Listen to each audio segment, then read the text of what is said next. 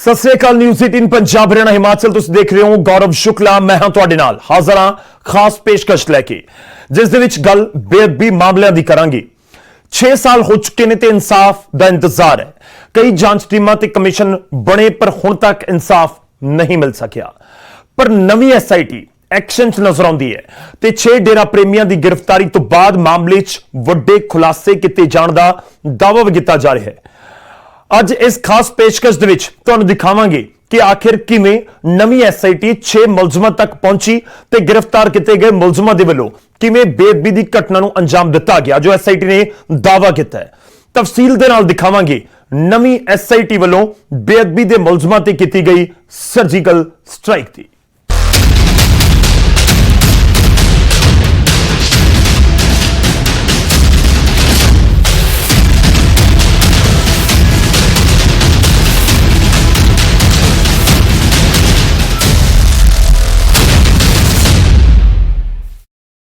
ਤੇ ਹੁਣ ਉਹਨਾਂ ਦੋ ਦੋਸ਼ੀਆਂ ਦੀ ਗੱਲ ਕਰਦੇ ਹਾਂ ਜੋ ਬੇਅਦਬੀ ਦੇ ਤਿੰਨਾਂ ਮਾਮਲਿਆਂ ਦੇ ਵਿੱਚ ਸ਼ਾਮਲ ਸਨ। ਬੇਅਦਬੀ ਦੇ ਗੁਨਾਹਗਾਰਾਂ ਦੇ ਵਿੱਚ ਸੁਖਜਿੰਦਰ ਸਿੰਘ ਅਤੇ ਸ਼ਕਤੀ ਸਿੰਘ ਨੇ ਕਿਵੇਂ ਸਰੂਪ ਚੋਰੀ ਕਰਨ ਤੋਂ ਲੈ ਕੇ ਵਿਵਾਦਿਤ ਪੋਸਟਰ ਜਿਪਕਾਉਣ ਦੇ ਵਿੱਚ ਅਹਿਮ ਭੂਮਿਕਾ ਨਿਭਾਈ। ਰਿਪੋਰਟ ਦੇਖੋ।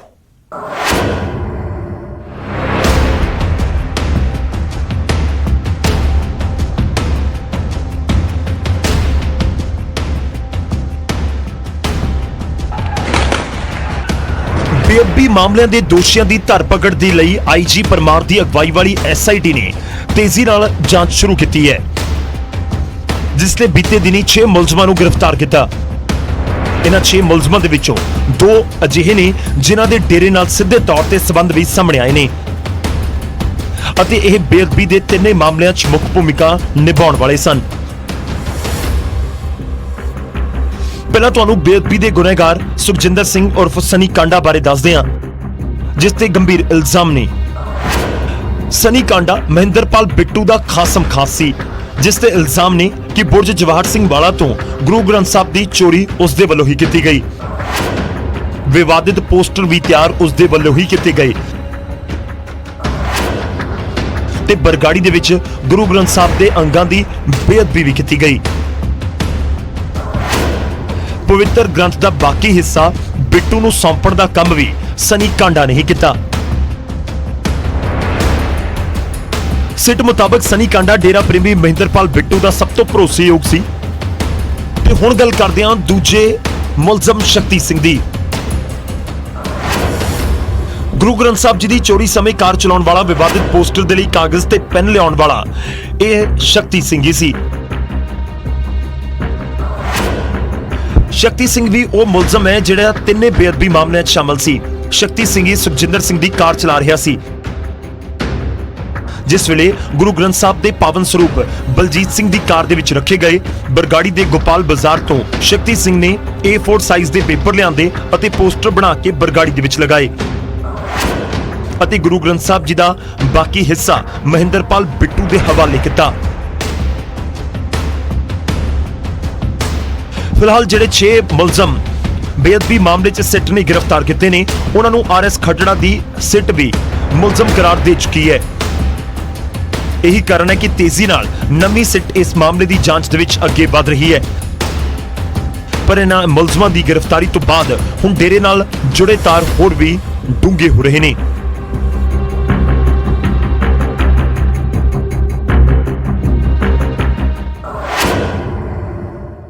हुण गल निशान सिंह ते प्रदीप सिंह दी जिन्हां ते इल्जाम बहुत गंभीर ने जो हुण तक दी जांच मुताबिक सीधे तौर ते सवालां दे घेरे विच ने। आखिर इन्हां ते इल्जाम की ने ते जांच नूं सिरे चाढ़न दे विच की भूमिका निभा सकदे ने। रिपोर्ट देखो।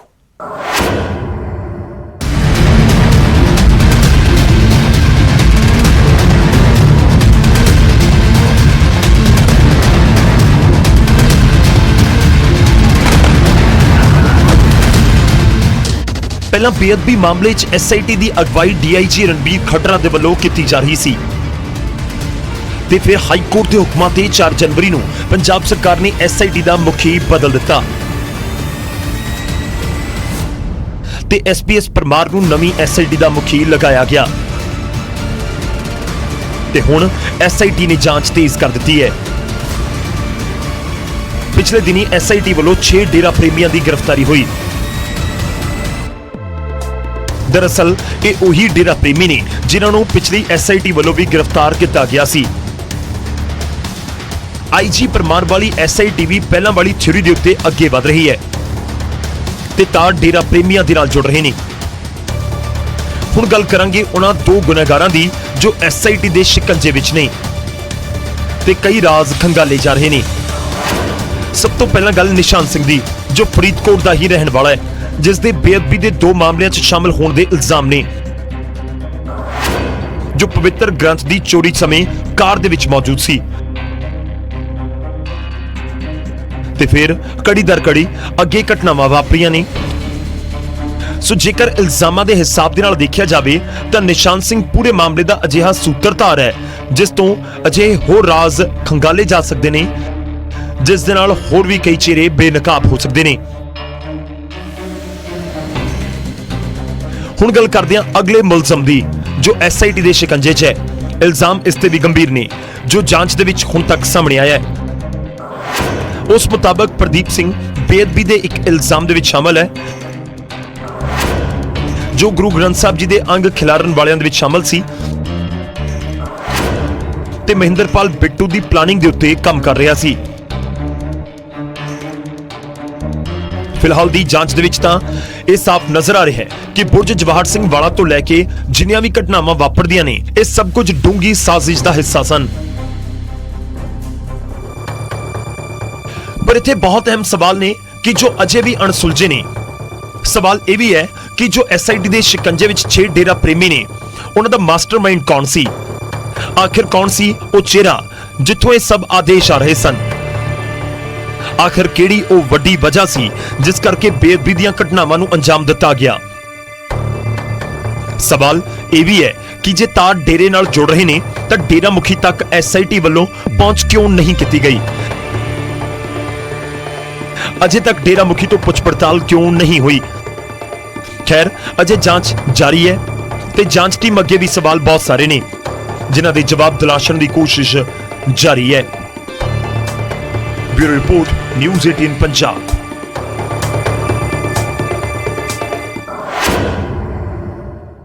ਤੇ ਹੁਣ ਗੱਲ ਦੋ ਹੋਰ ਮੁਲਜ਼ਮਾਂ ਦੀ, ਰਣਜੀਤ ਸਿੰਘ ਤੇ ਬਲਜੀਤ ਸਿੰਘ, ਜੋ ਹੁਣ ਤੱਕ ਦੀ ਜਾਂਚ ਮੁਤਾਬਕ ਸਿੱਧੇ ਤੌਰ ਤੇ ਬੇਅਦਬੀ ਦੀਆਂ ਘਟਨਾਵਾਂ ਦੇ ਵਿੱਚ ਸ਼ਾਮਲ ਸਨ। ਹੈਰਾਨ ਕਰਨ ਵਾਲੇ ਖੁਲਾਸੇ ਹੋਏ ਨੇ, ਪਰ ਸਵਾਲ ਇਹ ਵੀ ਹੈ ਕਿ ਇਸ ਤੋਂ ਅੱਗੇ ਕੀ ਤਾਰਾਂ ਕਿਸ ਪਾਸੇ ਜੁੜਦੀਆਂ ਨੇ ਜਾਂ ਜੁੜਨਗੀਆਂ।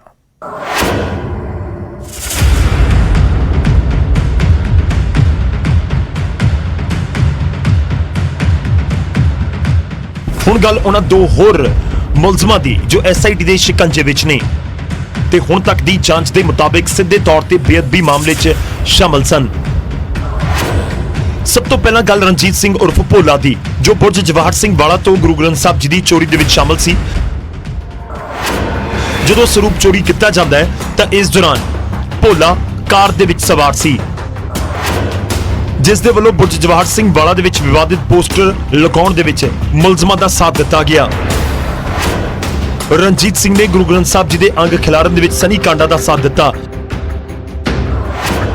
ਤੇ ਪਵਿੱਤਰ ਗ੍ਰੰਥ ਦੇ ਅੰਗ ਰਾਜੂ ਦੋਦੀ ਨੂੰ ਵੀ ਦੇਣ ਦੇ ਇਲਜ਼ਾਮ ਭੋਲੇ ਦੇ ਉੱਤੇ ਨੇ। ਗੱਲ ਬਲਜੀਤ ਸਿੰਘ ਦੀ ਕਰੀਏ ਤਾਂ ਬਲਜੀਤ ਸਿੰਘ ਵੀ 6 ਗ੍ਰਿਫਤਾਰ ਕੀਤੇ ਗਏ ਮੁਲਜ਼ਮਾਂ ਦੇ ਵਿੱਚੋਂ ਇੱਕ ਹੈ, ਜਿਸ ਦੇ ਉੱਤੇ ਗੁਰੂ ਗ੍ਰੰਥ ਸਾਹਿਬ ਜੀ ਦਾ ਸਰੂਪ ਕੋਟਪੁਰਾ ਲੈ ਕੇ ਜਾਣ ਦਾ ਇਲਜ਼ਾਮ ਹੈ, ਜਿਸ ਨੇ ਪਵਿੱਤਰ ਗ੍ਰੰਥ ਆਪਣੇ ਘਰ ਪਿੰਡ ਸਿੱਖਾਂ ਵਾਲਾ ਦੇ ਵਿੱਚ ਰੱਖਿਆ। ਨਿਸ਼ਾਨ ਸਿੰਘ ਦੀ ਮਾਰੂਤੀ A ਸਟਾਰ ਕਾਰ ਦੇ ਵਿੱਚ ਇੱਕ ਸਟੀਲ ਬਾਕਸ ਯਾਨੀ ਕਿ ਪੇਟੀ ਦੇ ਵਿੱਚ ਪਾ ਕੇ ਪਵਿੱਤਰ ਗ੍ਰੰਥ ਨੂੰ ਰੱਖਿਆ ਗਿਆ ਤੇ ਫਿਰ ਪਵਿੱਤਰ ਗ੍ਰੰਥ ਦੇ ਅੰਗ ਪ੍ਰਦੀਪ ਸਿੰਘ ਤੇ ਰਣਜੀਤ ਸਿੰਘ ਨੂੰ ਦਿੱਤੇ ਗਏ।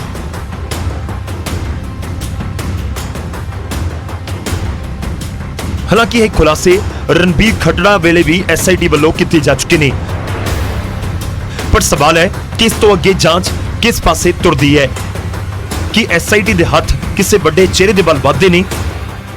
ਕਿ ਇਹਨਾਂ 6 ਡੇਰਾ ਪ੍ਰੇਮੀਆਂ ਤੋਂ ਇਲਾਵਾ ਵੀ ਕੋਈ ਮੁਲਜ਼ਮ SIT ਦੇ ਸ਼ਿਕੰਜੇ ਵਿੱਚ ਆਉਂਦਾ ਹੈ ਜਾਂ ਆ ਚੁੱਕਾ ਹੈ? ਆਖਿਰਕਾਰ ਕਿਸ ਦੇ ਕਹਿਣ ਦੇ ਉੱਤੇ ਇਹਨਾਂ ਡੇਰਾ ਪ੍ਰੇਮੀਆਂ ਨੇ ਬੇਅਦਬੀ ਦੀਆਂ ਘਟਨਾਵਾਂ ਨੂੰ ਅੰਜਾਮ ਦਿੱਤਾ?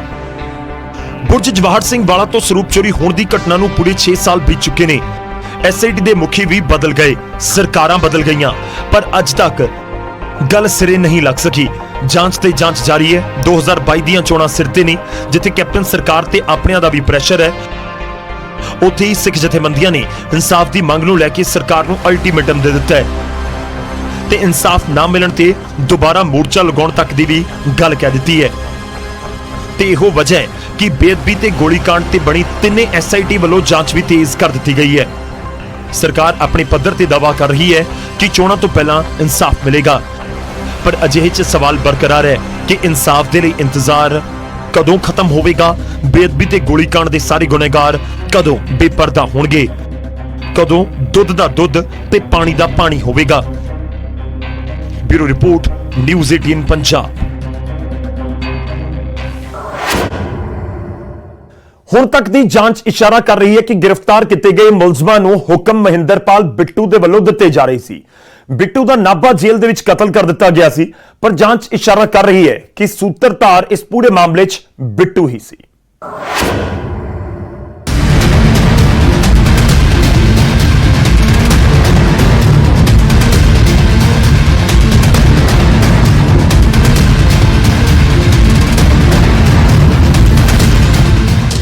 ਹੁਣ ਗੱਲ ਬੇਅਦਬੀ ਮਾਮਲੇ ਦੇ ਮਾਸਟਰਮਾਈਂਡ ਡੇਰਾ ਪ੍ਰੇਮੀ ਮਹਿੰਦਰਪਾਲ ਬਿੱਟੂ ਦੀ, ਜਿਸ ਨੂੰ ਰਣਬੀਰ ਖੱਟਰ ਦੀ ਅਗਵਾਈ ਵਾਲੀ ਐਸਆਈਟੀ ਵੱਲੋਂ ਮੁਲਜ਼ਮ ਨਾਮਜ਼ਦ ਕੀਤਾ ਗਿਆ ਸੀ। ਆਖਿਰਕਾਰ ਮਹਿੰਦਰਪਾਲ ਬਿੱਟੂ ਹੈ ਕੌਣ, ਕਿਵੇਂ ਮਹਿੰਦਰਪਾਲ ਬਿੱਟੂ ਪੂਰੇ ਮਾਮਲੇ ਦੇ ਵਿੱਚ ਮੁੱਖ ਮੁਲਜ਼ਮ ਸੀ ਤੇ ਕਿਵੇਂ ਉਸ ਦੀ ਨਾਭਾ ਜੇਲ੍ਹ ਦੇ ਵਿੱਚ ਹੱਤਿਆ ਕਰ ਦਿੱਤੀ ਜਾਂਦੀ ਹੈ, ਤੁਹਾਨੂੰ ਵਿਸਥਾਰ ਦੇ ਨਾਲ ਦੱਸਦੇ ਹਾਂ। ਮਹਿੰਦਰਪਾਲ ਬਿੱਟੂ ਜੋ ਕੋਟਕਪੂਰਾ ਦਾ ਰਹਿਣ ਵਾਲਾ ਸੀ, ਡੇਰਾ ਸੱਚਾ ਸੌਦਾ ਦਾ ਸ਼ਰਧਾਲੂ ਸੀ ਤੇ ਡੇਰਾ ਪ੍ਰੇਮੀਆਂ ਦੀ 45 ਮੈਂਬਰੀ ਟੀਮ ਦਾ ਅਹਿਮ ਮੈਂਬਰ ਸੀ।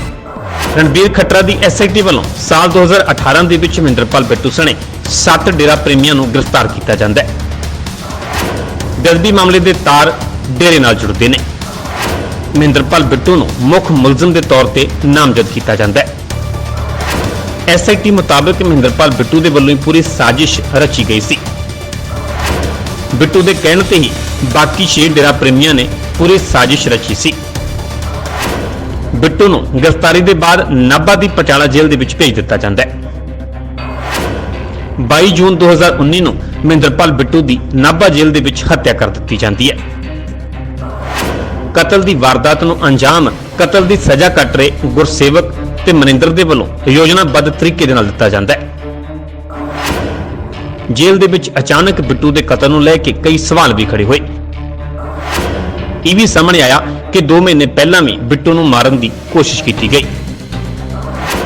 ਪੈਰੋਲ ਤੇ ਛੁੱਟੀ ਦੌਰਾਨ ਗੁਰਸੇਵਕ ਸਿੰਘ ਗਰਮ ਖਿਆਲੀ ਜਸਪ੍ਰੀਤ ਸਿੰਘ ਦੇ ਸੰਪਰਕ ਵਿੱਚ ਆਇਆ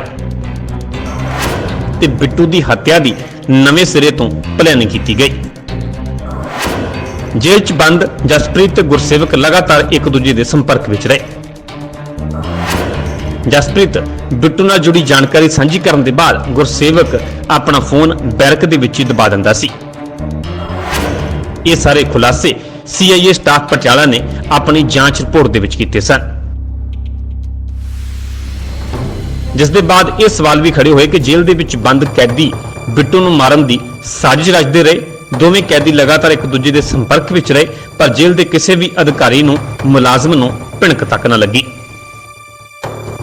ਜਿੱਥੇ ਬੇਅਦਬੀ ਮਾਮਲੇ 'ਚ ਐਸਆਈਟੀ ਵੱਲੋਂ ਮਹਿੰਦਰਪਾਲ ਬਿੱਟੂ ਨੂੰ ਮੁੱਖ ਮੁਲਜ਼ਮ ਦੇ ਤੌਰ ਤੇ ਨਾਮਜ਼ਦ ਕੀਤਾ ਗਿਆ। ਬੇਅਦਬੀ ਮਾਮਲੇ ਦੇ ਵਿੱਚ ਮੁੱਖ ਸਾਜ਼ਿਸ਼ਕਰਤਾ ਮੰਨਿਆ ਜਾ ਰਿਹਾ ਸੀ, ਪਰ ਬਿੱਟੂ ਦੇ ਅਚਾਨਕ ਕਤਲ ਦੇ ਬਾਅਦ ਪੂਰੀ ਜਾਂਚ ਪ੍ਰਭਾਵਿਤ ਹੋਈ। ਵੱਡੀ ਰੁਕਾਵਟ ਪੈਦਾ ਹੋ ਗਈ ਕਿਉਂਕਿ ਮਹਿੰਦਰਪਾਲ ਬਿੱਟੂ ਅਜਿਹੀ ਕੜੀ ਸੀ ਜਿਸ ਤੋਂ ਕਈ ਹੋਰ ਰਾਜ ਖੰਗਾਲੇ ਜਾ ਸਕਦੇ ਸਨ, ਪਰ ਅਜਿਹਾ ਨਹੀਂ ਹੋ ਸਕਿਆ। ਹੁਣ ਵੱਡਾ ਸਵਾਲ ਇਹ ਹੈ ਕਿ ਕੀ ਐਸਆਈਟੀ ਦੀ ਗ੍ਰਿਫਤ ਦੇ ਵਿੱਚ 6 ਡੇਰਾ ਪ੍ਰੇਮੀਆਂ ਦੇ ਨਾਲ ਪੂਰੇ ਬੇਅਦਬੀ ਦਾ ਮਾਮਲਾ ਸੁਲਝ ਜਾਵੇਗਾ? ਕੀ 6 ਸਾਲਾਂ ਬਾਅਦ ਹੁਣ ਇਨਸਾਫ ਦੀ ਆਸ ਬਚੇਗੀ? Bureau report, news 18 Punjab.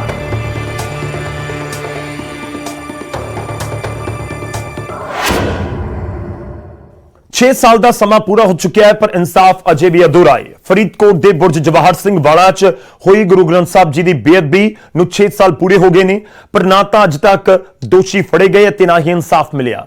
ਇਸ ਰਿਪੋਰਟ ਰਾਹੀਂ ਤੁਹਾਨੂੰ ਦਿਖਾਉਂਦੇ ਹਾਂ ਕਿ ਕਦੋਂ ਅਤੇ ਕਿੱਥੋਂ ਬੇਅਦਬੀ ਦੀ ਘਟਨਾ ਸ਼ੁਰੂ ਹੋਈ ਸੀ। 6 ਸਾਲ ਬਾਅਦ ਹਾਲਾਤ ਕੀ ਨੇ।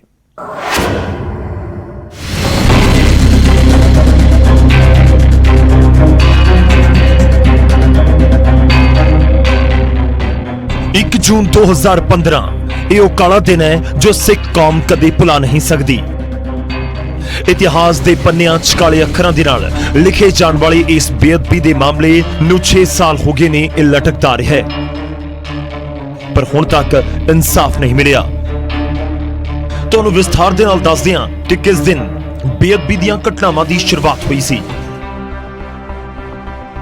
1 ਜੂਨ 2015 ਪਿੰਡ ਬੁਰਜ ਜਵਾਹਰ ਸਿੰਘ ਵਾਲਾ ਦੇ ਗੁਰਦੁਆਰਾ ਸਾਹਿਬ ਤੋਂ ਸ੍ਰੀ ਗੁਰੂ ਗ੍ਰੰਥ ਸਾਹਿਬ ਜੀ ਦਾ ਪਾਵਨ ਸਰੂਪ ਚੋਰੀ ਹੋਇਆ।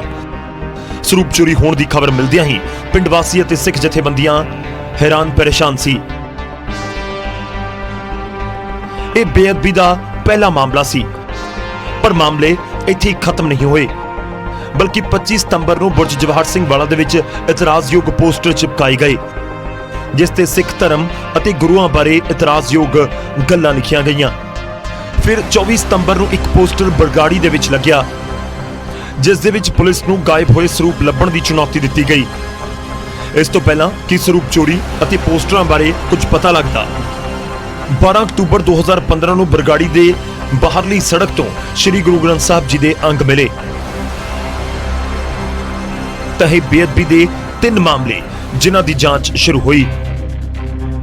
FIR ਦਰਜ ਹੋਣ ਦਾ ਸਿਲਸਿਲਾ 2 ਜੂਨ 2015 ਨੂੰ ਸਰੂਪ ਚੋਰੀ ਹੋਣ ਦੇ ਮਾਮਲੇ 'ਚ ਪਹਿਲੀ FIR ਨੰਬਰ 63 ਬਾਜਾਖਾਨਾ ਥਾਣੇ ਦੇ ਵਿੱਚ ਦਰਜ ਹੋਈ। 25 ਸਤੰਬਰ 2015 ਪਿੰਡ ਬੁਰਜ ਜਵਾਹਰ ਸਿੰਘ ਵਾਲਾ ਦੇ ਵਿੱਚ ਸ੍ਰੀ ਗੁਰੂ ਗ੍ਰੰਥ ਸਾਹਿਬ ਜੀ ਦੇ ਖਿਲਾਫ ਅਪਮਾਨਜਨਕ ਪੋਸਟਰ ਲਗਾਏ ਜਾਣ ਤੇ FIR ਨੰਬਰ 117 ਬਾਜਾਖਾਨਾ ਦੇ ਵਿੱਚ ਹੀ ਦਰਜ ਹੋਈ। ਅਤੇ 12 ਅਕਤੂਬਰ 2015 ਨੂੰ ਬੇਅਦਬੀ ਅਤੇ ਗੁਰੂ ਗ੍ਰੰਥ ਸਾਹਿਬ ਜੀ ਦੇ ਅੰਗ ਖਿਲਾਰਨ ਦੇ ਮਾਮਲੇ 'ਚ ਤੀਜੀ FIR ਨੰਬਰ 128 ਦਰਜ ਕੀਤੀ ਗਈ। ਇਹ ਨਹੀਂ ਕਿ ਬੇਅਦਬੀ ਮਾਮਲੇ ਦੀ ਜਾਂਚ ਦੇ ਲਈ ਕਮੇਟੀਆਂ ਨਹੀਂ ਬਣੀਆਂ, ਜਾਂਚ ਕਮੇਟੀਆਂ ਵੀ ਬਣੀਆਂ, ਜਾਂਚ ਵੀ ਹੋਈ, ਪਰ ਇਹ ਜਾਂਚ ਕਿਸੇ ਕਿਨਾਰੇ ਅਜੇ ਤੱਕ ਲੱਗ ਨਹੀਂ ਸਕੀ ਅਤੇ ਨਾ ਹੀ ਕੋਈ ਸਿੱਟਾ ਨਿਕਲ ਸਕਿਆ, ਜਿਸ ਤੇ ਸਿੱਖ ਜਥੇਬੰਦੀਆਂ ਰੋਸ ਜਤਾਉਂਦੀਆਂ ਰਹੀਆਂ ਨੇ। ਬੇਅਦਬੀ ਮਾਮਲੇ ਦੀ ਜਾਂਚ ਕਰ ਰਹੀ ਸਿੱਟ RS ਖੱਟੜਾ ਦੀ ਅਗਵਾਈ ਦੇ ਵਿੱਚ ਜਾਂਚ ਕਰ ਰਹੀ ਸੀ, ਜਿਸ ਨੇ ਬੇਅਦਬੀ ਮਾਮਲੇ ਦੇ ਤਾਰ ਡੇਰਾ ਪ੍ਰੇਮੀਆਂ ਅਤੇ ਡੇਰਾ ਮੁਖੀ ਦੇ ਨਾਲ ਜੋੜੇ। ਪਰ 4 ਜਨਵਰੀ 2021 ਨੂੰ ਪੰਜਾਬ ਹਰਿਆਣਾ ਹਾਈ ਕੋਰਟ ਨੇ ਸਿੱਟ ਦਾ ਮੁਖੀ ਬਦਲ ਦਿੱਤਾ। ਹੁਣ ਮੌਜੂਦਾ ਸਮੇਂ 'ਚ IG ਪਰਮਾਰ ਦੀ ਸਿੱਟ ਬੇਅਦਬੀ ਮਾਮਲੇ ਦੀ ਜਾਂਚ ਕਰ ਰਹੀ ਹੈ।